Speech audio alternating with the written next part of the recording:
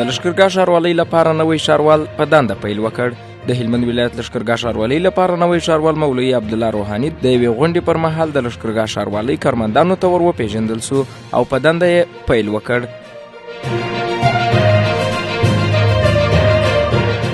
د کابل امنیه قومندانۍ وایي د جعلي نکاح خطونو او 12 ټولګۍ اسناد جوړولو په تور 3 تنه نیولې. د امنیه قومندانۍ خبرپاڼه وایي نیول سوي کسانو د پیسو په بدل کې خلکو ته جعلي نکاح خطونه او د 12 ټولګۍ اسناد جوړول چې د امنیتي مسؤلینو له لوري لاس په لاس ونیول سول. د روغتیا نړیوال سازمان وایي په افغانستان کې 204 روغتیايي مرکزونو او 80 د وینو بانکونو یې په طبي وسایلو مجهز کړي دي. دغه ادارې ویلي د یادو مرکزونو په تجهیز سره د عاجلو درملو او د فزیکي پیاوړتیاو د هڅو ملاتړ کوي. د روغتیا نړیوال سازمان د افغانستان څانګې پر خپل ټویټر باندې لیکلي د وینو په بانکونو کې یې لسګونه کسان د وینې اخیستلو په برخه کې هم روزلي دي.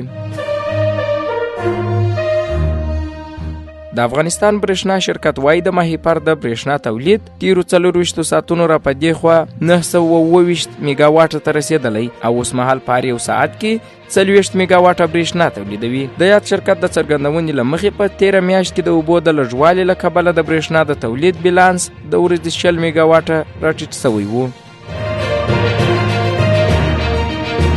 افغان 19 کلنې لوبډلې له سریلانکا د یو ورځني سیالۍ لوبلړۍ وګټله. د افغانستان 19 کلنې کم عمره لوبډلې د فریدون او کامران هوتک د غوره توپ اچونې او د نومان شاه د بهترینې توپ وهنې په مټ د سریلانکا 19 کلنې کم عمره لوبډلې ته د 6 ویکټو په توپیر ماتې ورکړې او د 2 ورځنیو سیالیو دغه لوبلړۍ د 2.0 په توپیر د افغانستان په ګټه پای ته ورسول.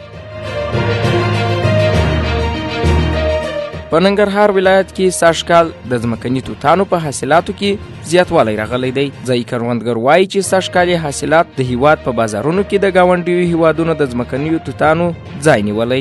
بلخوا چارواکي وایي د ځمکني توتانو د ترویج او بازار موندنې لپاره لاس په کار سوي او په دې برخه کې به له بزګرانو سره اړینې مرستې وکړي.